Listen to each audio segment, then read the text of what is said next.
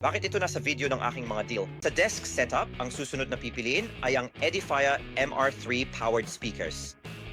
Tulad ng alam mo, nasuri namin ang maraming Edify speaker at ito ang maliliit na studio monitor na idinisenyo para sa desktop o compact na silid.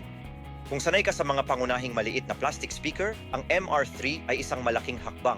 Makakakuha ka ng wastong 3.5-inch mid-bass driver at 1-inch silk dome tweeter na nakatutok para sa mas flat, mas tumpak na tunog kaysa sa karaniwang boom at sizzle ng mga desktop speaker. Ang mga ito ay na-certify ng high-res na audio na may mga tugon sa dalas na umaabot ng higit sa normal na saklaw ng pakikinig at sapat na lakas upang komportabling mapuno ang isang silid-tulugan o opisina. Ang koneksyon bagaman ay kung saan sila ay talagang nagiging praktikal. Meron kang Bluetooth, balancing TRS, RCA at AUX input kasama ang headphone out.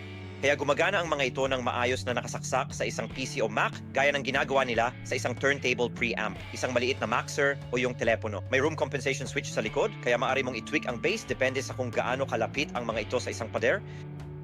Bakit ito nasa video ng aking mga deal? Dahil ang magagandang powered speaker ay isa sa mga pinakamahusay na upgrade na magagawa mo para sa isang desk setup, mga laro, pelikula, musika o benepisyo. At binibigyan ka ng EMAR3 ng panlasa ng tunog ng estilo ng monitor nang hindi tumatalon sa Pro Audio na pagpepresyo.